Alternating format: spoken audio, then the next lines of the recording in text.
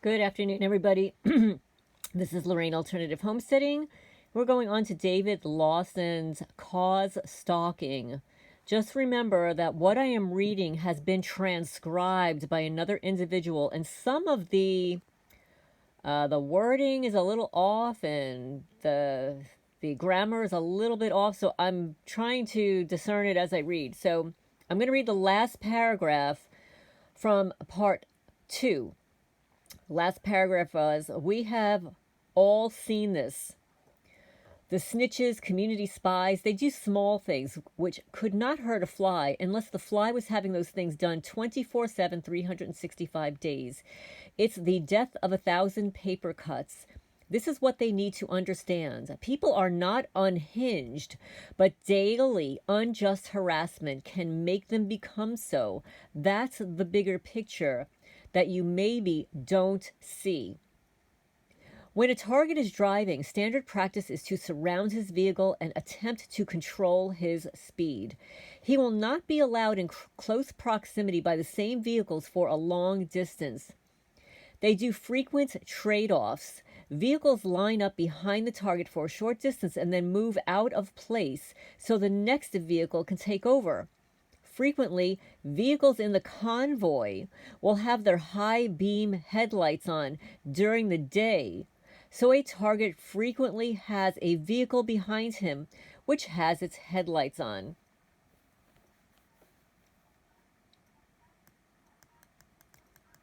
A box pattern. They do this when we are sitting down as well. They try to box us in. 'Cause if we go crazy, they are there to help. Oh, here is your third hero cookie. Enjoy! Note: in the summer of 2004, I had a driver try to force me off the road. I called 911 while he was driving up to my bumper fast and then slamming on his brakes repeatedly, even though it was an empty 2-lane road and I was in the right-hand lane. While I was talking to the police, he drove up next to me and gave me the finger, then swerved dangerously towards my car several times before speeding off ahead of me too fast for me to get his license plate number. A couple of months later, I had a limo driver park out in front of my house who randomly gave me the finger as I crossed the street on foot. A couple of days after the limo driver incident, I had a teenager do the same thing as he passed by me on foot. See gang stalking sideshow for another incident. Well, guys, that my neighbor's teenage son did this to me while I was retrieving mail at my mailbox. In many parts of the country, it is common to see groups of 6 to 30 or more vehicles driving around in convoys with their high beams on during the day. This is one of the ways a convoy can be identified.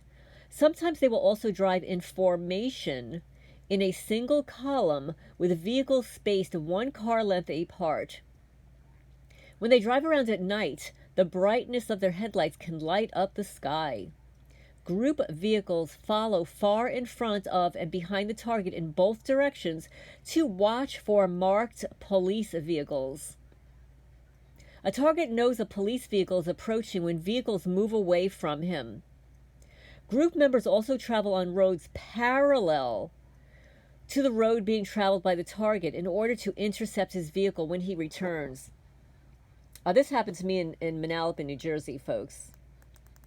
It is not uncommon for a target traveling alone to see group members hold tissue over their nose as if there was a bad smell. They may also wave or make some gesture to attract attention. Group members have feelings of inferiority, but when they are with their group, they are fearless, especially when they are in the safety of their vehicles. This can be especially dangerous for a target because they are connected by cell phone and they achieve group status by engaging in extreme behavior. Some groups reward a quote-unquote member of the week with a free night on the town and a limo ride. Oh, how exciting that seems, huh, folks? Nothing as empowering as being in a mindless cult. No hero cookie for you this time. Cutting off the target vehicle or waiting beside the road for him to pass and then pulling out in front of him are common. When this is done, other group members may attempt to be in position to prevent him from getting out of the way of the attacking vehicle. If there is an accident, the group member will have a dozen quote unquote concerned citizens to testify to his version of what happened.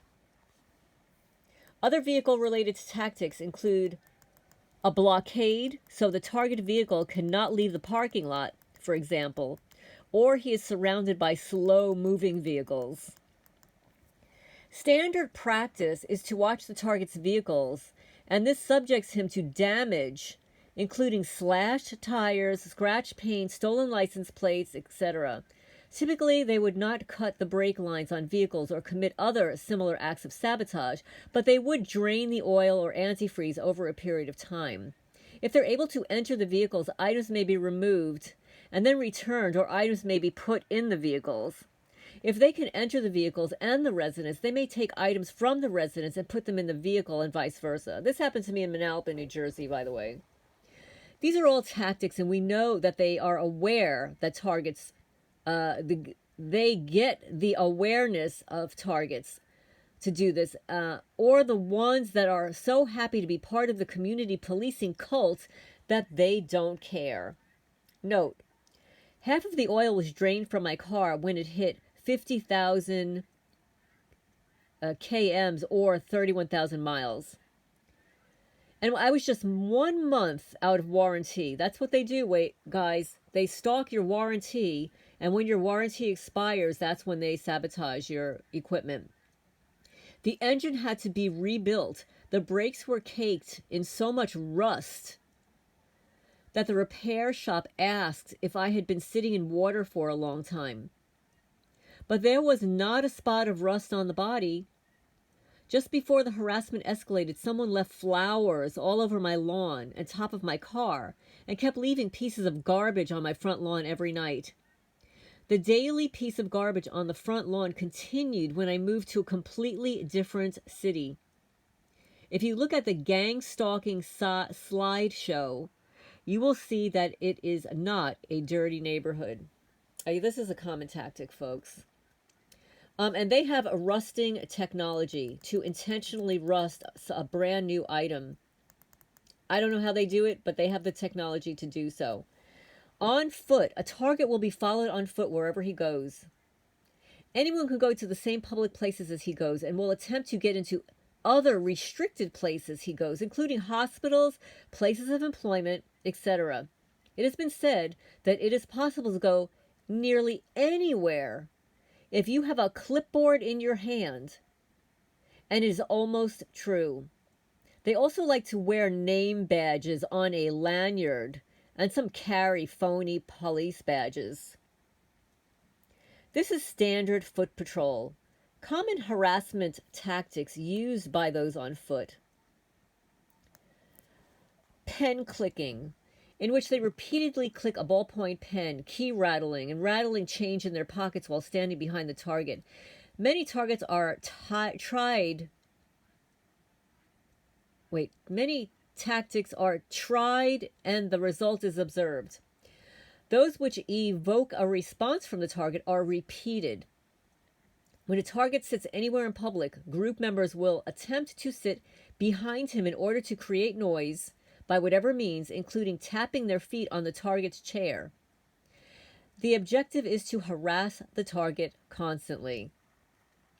Sensitization tactics, which are used to make sure the target knows he's being watched, including picture taking and filming. Another sensitization technique is note taking. This is done when the target is stationary, for example, in a restaurant. The note taker appears to take a note each time the target makes a movement or says anything. They are happy note takers and unhappy note takers. Happy note takers find anything he says and does to be funny, while the unhappy note takers find everything he says to be wrong or inappropriate. Only certain members are allowed to establish contact with the target. Contact is not made without backup to act as witnesses and protect one another. The target sometimes attack a group member. Having a witness makes it possible to have him charged or to protect the other group member who is doing the harassing. Group members will attempt to physically intimidate a target if they can by standing very close. Swarming is a tactic which is also used, and it involves totally surrounding a target so he cannot move. Those are all tactics, so I'm not going to go there. A target cannot escape by traveling. If groups know his travel plans, and there is a good chance they do, they will have a member purchase a ticket on the same flight. Groups are not concerned with the federal laws against stalking across state lines. If they cannot get on the same plane, group members will meet him at whatever U.S. airport lands at, and the same pattern of stalking and harassment is continued. There's a good chance that they will be able to get into his hotel room. Remember, Gloria Naylor, Naylor, talking about being on the plane, and the citizen informants sitting on either side of her mimicking her, till even though they had to say that it was stupid. Yes, yeah. A common tactic used by the groups is noise campaigns. Group members will drive by the target's residence or workplace, honking their horns, squealing tires, and making whatever noise they can. Doesn't this sound like little pubescent children? They will also make noise from whatever nearby properties they have access to. Typically, they will make noise when the target goes outside. Group members will also frequently knock on the door for whatever particular reasons they can dream up. In an apartment setting, targets can expect to hear tapping on the walls in the middle of the night, taps running, meaning like water, hammering, etc., from upper and lower apartments, and possibly the apartment on both sides. They will continue to quote-unquote work on these activities for as long as they can get away with them. Group members work in shifts in apartments that they have access to. They work 24 hours a day and do not take holidays. Their job is to make noise and alert the group when he leaves. The activity can last for many years. Did you hear that, folks? Years. And then he quotes, yeah, they take shifts and the rest is more tactics. They will often occupy a nearby apartment part-time when the owner is not there and he receives some benefit. The target may notice someone leaving a nearby apartment when he leaves his, and then arrive when he arrives. In addition, he will often be accompanied in elevators by a steady stream of different individuals who go to the apartments being used by the group. In an apartment setting or in a house, they have installed listening devices, or they can maintain a close enough presence to hear sounds coming from the target's residence. It is not uncommon for a target to hear honking horns or occasionally fire engines or an ambulance sirens when he uses or flushes the toilet or makes other noise. Note, this is a common activity of the perpetrators, making a corresponding noise when someone is in the bathroom. Many gang stalking targets have reported this. It is not uncommon in an apartment setting for a target to hear someone moving from room to room, as he does, from upper to lower apartments. A target can also expect frequent disruption of electric, phone, cable, and sometimes water service. Service will be shut off to an entire block rather than just a target. More tactics, so I'm just skipping over the setups. Groups study their targets, and as a result, they are fully aware of whatever weaknesses he, I'm going to add, or she may have. If he is addicted to alcohol, drugs, gambling, sex, etc., they will know it, and they will attempt to exploit it. Calling the police to report a drunken driver is standard practice. This is part true for targets and other people who don't even know it yet. Relationships. Groups attempt to interfere with any business and personal relationships that the target has. Typically, with this interference involves character assassination from some anonymous individual, and is not usually taken seriously by those who know the target. It can be effective with people who don't know the target. At work, the target will also experience character assassination.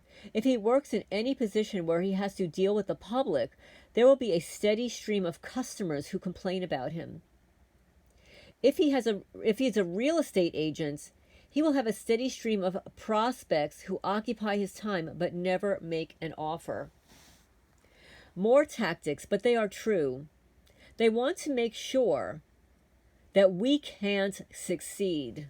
Isn't that amazing, folks?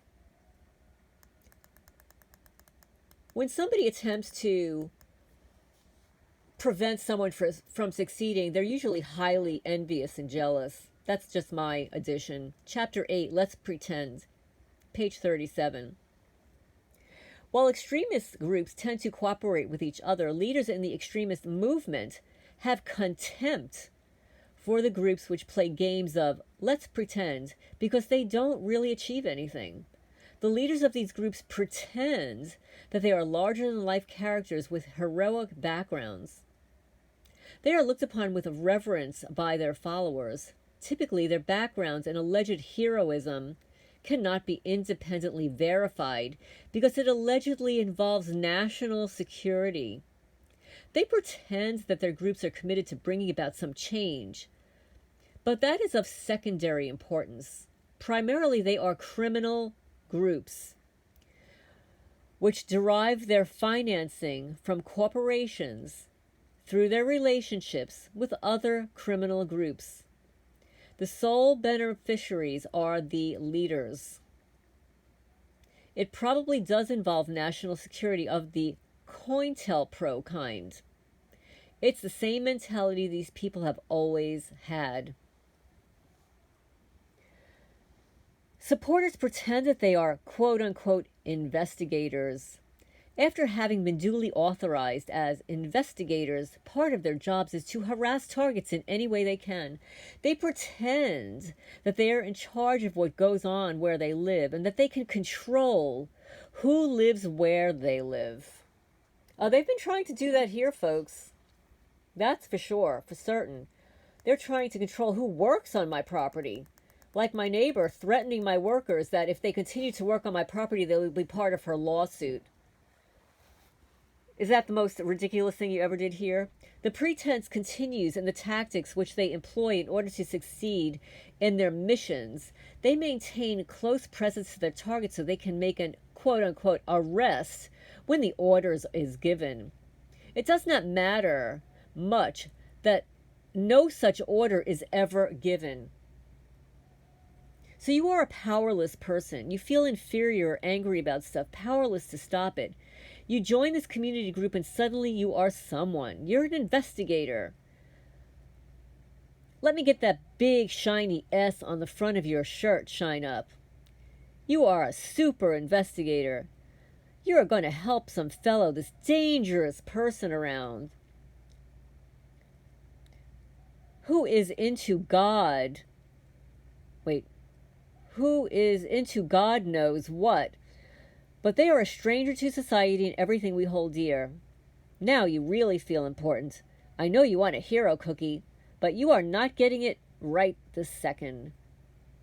When you see the power of the informant network and you think, I am part of this, the tears roll down your face, and you know at last you have found what you're looking for. God bless snitching and spying. Just a little bit of sarcasm, folks. Okay, now you can have your hero cookie. Pretending to be police officers is a favorite. Well, maybe one day I'll share my pretending to be a police officer, folks. I don't know. I don't know if I want to share that photo, but I did dress up as a police officer once for Halloween. Some of them drive around in vehicles which look just like real undercover cars, which are used by the police. Some of the travel guides advise tourists not to stop for any vehicle which is not marked police car, especially at night. They advise people to drive slowly to a nearby police station or to a store where there are other people. Teams will typically stand around a target while he's paying for a purchase in a store or sit near him at a restaurant. They will have the demeanor of police officers, and they will talk about, quote, police matters, unquote. If a target is being harassed by other team members, they will observe the situation. They may even speak to the police who are doing the harassing. The police will indicate they don't like what is going on, but they can't do anything about it. Did you hear that, folks? Some cops do want to help, but they can't. They have been told to stand down in many cases unless something is very overtly wrong is happening. And even then, who knows? Many of them will give the impression that they are police without showing a badge or stating that they're police officers, but others will claim to be police officers. Group members may also wear the uniforms of city and county workers and telephone cable utility companies' employees in order to get into the residence of a target or some other place of interest to them. They will walk around a mall following a target with jackets which say, quote unquote, security, with their scanner pages and cell phones, and they believe the illusion. Some targets have said that an excellent way to antagonize groups is to disrespect them by, quote unquote, accidentally stepping on the feet of police officers, laughing in their faces, accidentally spilling drinks on them, etc. It seems to upset their sense of reality and causes the group members to doubt themselves. Groups take revenge when a group member has been assaulted or, quote unquote, disrespected. That revenge can take the form of an assault on the target or damage to his property. Oh my goodness, boys and girls. Just cover this. They most likely are real cops or security guards. Do not land yourself in jail by provoking them. Spilling pop on them, laughing in their faces, stepping on them, all good ways to end up in jail or the psycho ward. We have to find a rounds quote. This is a quote. Group members will also pretend to be concerned citizens who notice that the target is being followed and harassed. They will attempt to engage the target in conversations which they can later relate to the rest of the group. Groups are rallied by the constant victories they win in the games they play with their targets. It does not matter that the targets are not playing a game or that they even know that a game is being played. Since groups are introverted, their interaction with one another is more important than their interaction with the target. I have heard about this game mentality as well. And you know, when this book was written, gaming wasn't as active as it is now. Now we've got cyber stalkers, gamers, they're playing games all day long and all night long. Chapter 8, Influence Techniques. Influence on stalking group recruits. Page 40, Coercive Persuasion. Having a convoy of vehicles speed across town so 20 groups members can stand in line of a target who is driving to the post office in order to keep him waiting in line as long as possible is not normal behavior.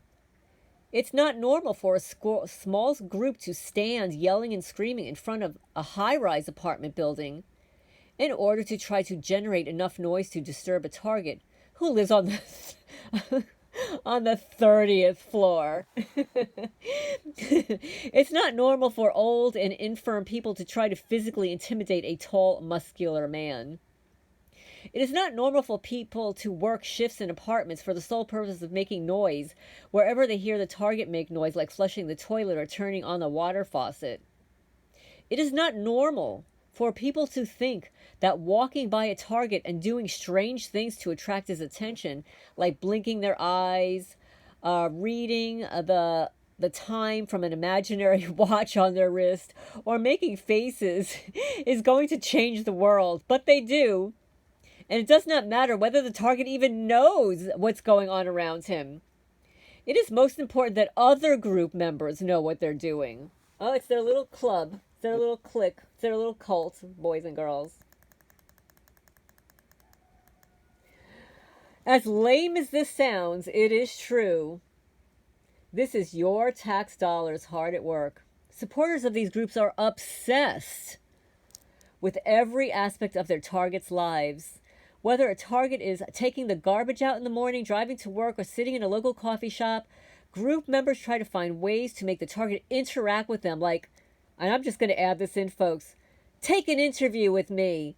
Take an interview with me, you dumbass. Take an interview with me. Why won't you take an interview with me? Take an interview with me. Interview. Take an interview with me. Does that sound like anybody we know that is of the primate the primate order of society? These stalking groups are cults. A cult is a collection of individuals with a philosophy, an organization, and system of beliefs which support their worldview.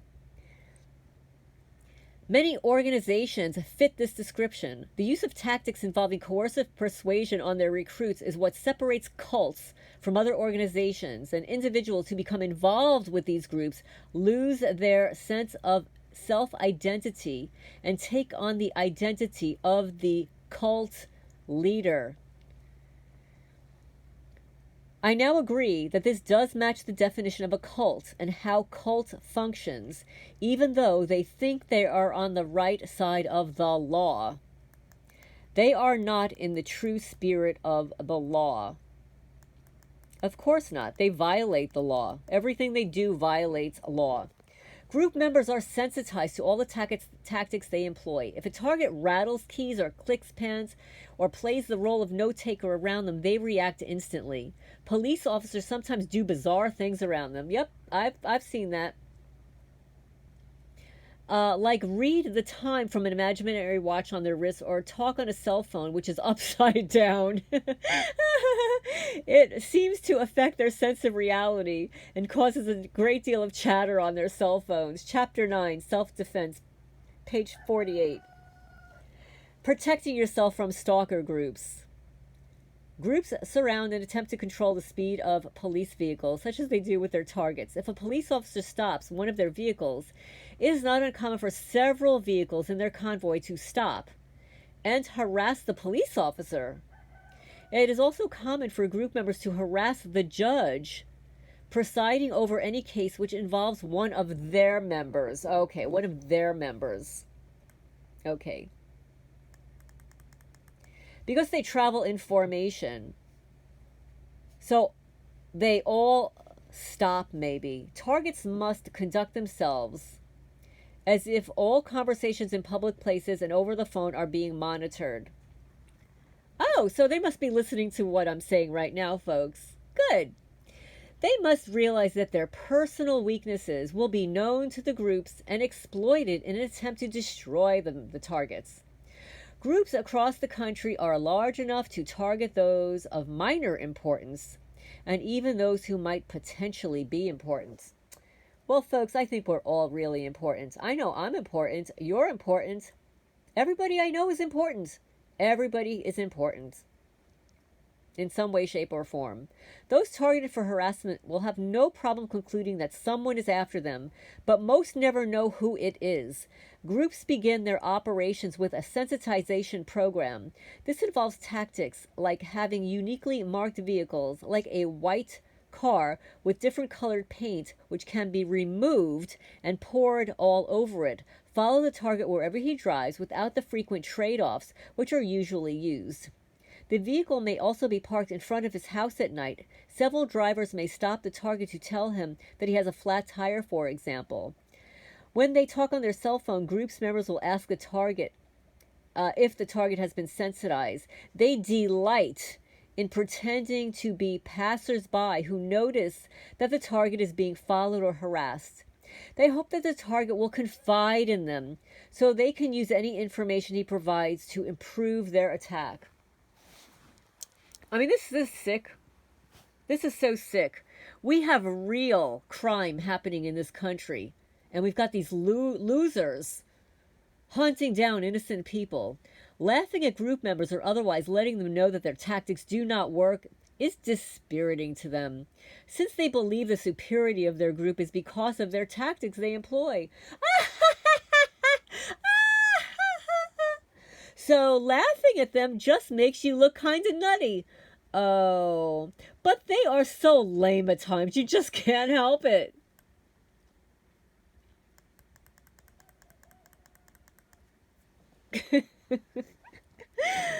Oh my goodness, guys. They spend considerable time describing to one another what they did and the target's reaction, although it may not be true. Does this sound like teenager stuff, boys and girls? Men and women? Good people? Group members are taught that the target is the reason for their problems. Oh, yeah. He is the reason why their lives are a failure. My life was wonderful, folks, before these criminals got hold of it. Group leaders hope that their followers will reach the point where they have to resolve their problems. This can result in a traffic accident, assault, and occasionally in murder. Targets also face the threat of assault, particularly if they are female or old. Well, folks, I guess I can check off both of those boxes. I happen to be a female. Yes, I am a she. I guess what is a she? I don't know. What's that pronoun stuff? I'm just a biological female with female body parts. um so group members also try to entice the target to assault them. Oh yeah, like my neighbor. My neighbor yelling out her window, "You belong in an insane asylum!" Screaming out her window, and it's like, what? I think that sounds like a little projection to me. If they think you're selling drugs, a pedophile, a harm to their children, their kids, like crazy, or whatever they might go that route, and think they're doing something good, protecting a residence, groups will attempt to get a key for the residence, which they may be able to do from a landlord by using threats, and appeal to his patriotism or any other ruse. It is easy for them to get entry into apartments through a building staff. An alarm system which calls the police, local police, when it is tripped is good. Groups have the ability to shut off phone and electricity. The group members are lacking in skills of any kind. Some associates do have skills in a variety of criminal areas. If there is a way to bypass an alarm, they will know how to do it. Targets who subscribe to service which dispatches a security guard when their alarm goes off should not be surprised to see vehicles from that company joining the convoy which accompanies him wherever he goes. Groups will also use alarm systems to harass targets by setting them off and running away. I've had this happen in New Jersey, folks. Absolutely had this happen. Other means of entry include open windows and doors. They will take a door or window frame apart to gain entry and put it back together again. Once they gain entry, they will try to secure any other means of entry so they can always get in. They did this in New Jersey. They opened a back window in my house. They would enter through my garage door during the day, open up a window that I never unlock, and come into that window at night. Typically, they try not to leave evidence that they have been there, but that is not possible. Yes, folks, they always leave evidence. If they want a target to know they have been there, they move items around. One target said that he would find flashlight batteries in places where he did not leave them. If group members are able to gain entry, they will make copies of any keys that they may find or steal them. They will also access any computers and take any documents of interest to them. Some targets notice that files are missing from their file cabinets, and then they are replaced. Groups steal items like passports, which are passed around to other members. My passport was stolen when I moved from New Jersey to Kentucky by the moving company. When stalking groups move into a neighborhood, there is an increase in number of break-ins, noise, and it will become a high-traffic area. Most of the above tactics in an area does not become crime-ridden. It's because you are hiring some really unquestionable people to follow targets around and sometimes live around them. Neighbor across the hall. In small areas where groups have more power, neighbors may instantly turn against the target because they know that the group will not leave until he does. Well, that's not true. The group doesn't always leave. Then they just go on to the next target. Okay, now you know what? My screen just completely moved up. 1 second, folks. I need to scroll down here.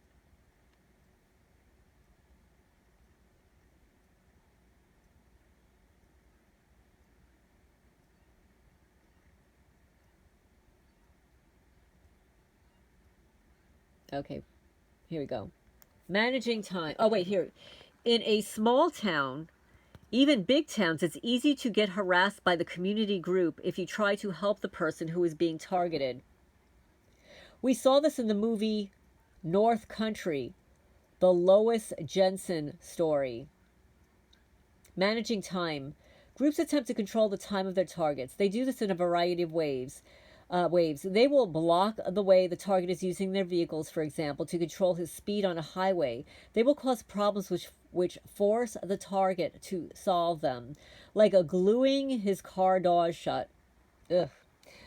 Another type of tactic involves occupying a target's time by giving him a puzzle to solve. For example, group members will use a uniquely marked vehicle to follow him for several days. Then other members will park the vehicle in front of the target's house and knock on his door with Bibles, claiming to be preachers.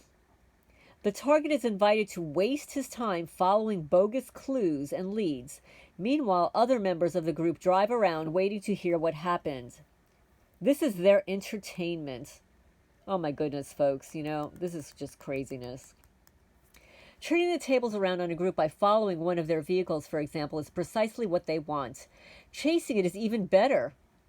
If they can occupy a target's time that way, they will have a very successful day. If they're on patrol, it is not possible to waste their time. As always, the target risks having criminal charges filed against them, and there will be more than enough witnesses. Some parts of the attack cannot be ignored. Property must be secured, but a target cannot let a group control his time. He must also realize that he cannot control the stalking group's time. Finding allies. Family, friends, employers, and associates must be aware that there is a problem with extremists. Many police departments have officers who specialize in extremist groups. Groups try to give the target the impression that the world is against him, but it is a small group compared to the local population. Shutoff of electricity, phone service, water, cable must be reported to service providers that extremist groups are involved. They are aware that a few of their employees are involved with those groups, and they will take action. Stalking operations tend to become larger as groups recruit more supporters. This could involve numerous vehicles from the same companies. Employers will be interested to know that their employees are using company vehicles to harass people. I reported this in Mandala, New Jersey, folks. I reported this. A cell phone call, which includes the license plate number of the company vehicle, will produce results. That's exactly what I did. Officials working for the city and county will also be interested in knowing that some of their employees are spending time driving around and harassing people. Start talking about extremist groups, and they will have you locked up. You would be better off talking about unchecked surveillance, abuse of anti-terrorist laws, unjust watch lists, and the targeting of innocent citizens. Also print off articles to back you up. For family, explain to them about COINTELPRO and what was done. And I will add to that, to educate people about MK Ultra, about gang stalking and Zersetzung. This goes back to Stasi, Germany. And gang stalking actually goes back to ancient Egypt, folks. You can locate that on my channel under the community tab. From what I'm seeing, the numbers are fairly big. This is not a small thing. I'm not saying everyone takes part. But if you own a business, you are an employer, etc. So that's many people in many cities. This is also in various countries, so keep that in mind. Character assassination. This normally comes from the bottom of the organization and from those with the least credibility. The source of rumors or stories is probably the janitors, kitchen staff. Groups will also try to influence anybody who has any sort of dealings with the target, but that information is coming from unknown people, and it is not damaging in the long term. Stories and rumors indicate signs of a problem. The real potential damage is in what property the group might gain access to. Like in my case, folks, I've got a lot of land and I've got criminals on my property, and people complain about my birds yapping and stuff, but my birds are telling me that something's not right. They're being hit with directed energy weapons, radio frequencies. I've watched this. I've witnessed it. I've actually witnessed my cats being targeted. What do you mean, the least credibility? The above people are often believed because why would the janitor make it up? What would they have against you? So it must be true. Wrong. But most people will never see it that way. Chapter 11, conclusion, page 53. All across the country, people are having their civil rights infringed by what are essentially criminal gangs, not because of their race or sexual orientation, but because of what they do. These gangs masquerade as political or religious groups, but they are private armies. While they have their own targets, which are connected to their political agenda, they are also available for hire to corporations and other entities to destroy or neutralize people. I agree with most of what he said, but change the wording from criminal gangs. Civil rights are being disrupted. All sectors of society are taking part, and many may have no idea the true monster they have joined. That's very true, folks, because people are duped into joining these cults and gangs, and they don't understand the ramifications until months, even years later. The goal of these groups is to harass the targets until they leave town. Many targets do not realize that the groups operate as a national network.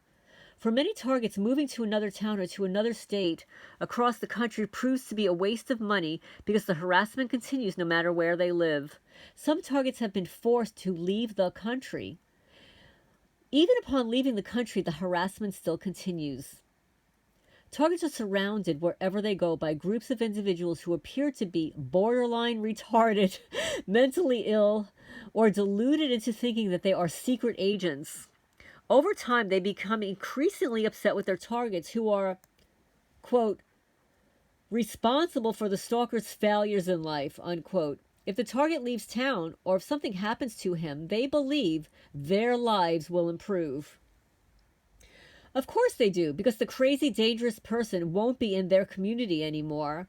Then they will be all safe, and they could put their superhero investigator suit away. Oh, until the next target comes along, which will be right after you get rid of this one. It's called supply and demand. These groups are becoming larger and more numerous. While the people doing the harassing are what would be considered quote-unquote losers, their tactics are no joke. Groups are well financed. They're operated as businesses, and they do have the power to destroy lives. They attack at the weakest point, which could include a spouse, children, elderly relatives, and the United States cannot continue to allow its citizens, some of which are public servants, to be terrorized by these groups. Groups are small compared to any population, but the loyalty of supporters to this group and their employers only provide them with a way to provide that support. It's how odd that works. COINTELPRO tactics can destroy lives. Groups actively recruit. Employees of electric, cable, telephone, cities, and countries can work for them. Trucks from these sectors can be seen driving around in convoys of extremists all across the country. In preparing this book, I spoke with several targets across the country. One was a whistleblower. He experienced many of the tactics described in previous chapters, and he said that cars would wait in front of his house and his daughter's house every morning to follow them. He thought he was being stalked by hundreds of CIA agents. He moved several times from Washington to New York to Florida, then Colorado, but he continued to be stalked for several years. He said that while he was a target, if he flew to another city, people would be waiting for him when he arrived and would continue to be stalked and harassed by people using the same methods described here. He expressed a common rationalization among stalking victims. He believed that he deserved to be stalked because the national importance of what he had done. That just doesn't make sense, folks. I also spoke with police officers from across the country, and they confirmed the existence of stalking groups across the country. In general, they said that cause stalking is primarily a civil problem where the plaintiff has to prove financial loss. They also said that there are free speech and grassroots issues involved. In fact, the police themselves are targets of these groups. In small towns, the number of members of these groups can actually exceed the number of police officers. I believe that, folks. In general, the police will not talk about the stalking groups. One officer did say there is a storm brewing as groups become larger and more numerous. Yes, as people find out about the junk you are allowing to have happen to innocent people. Also, from some of the police I spoke to, they cannot do anything, and they risk their jobs or getting harassed. So yeah, if they blow the whistle, they would go to jail, or likely worse. You may even see a targeted event like people who are not city workers putting up barricades across a certain street and then directing traffic in other directions. If you live in an apartment, you might see a work crew working on a certain floor and making a lot of noise. If you look to see what they have done after they left, you will see that they haven't done anything. You might listen to a verbal fight between people who are yelling at one another, but they're laughing.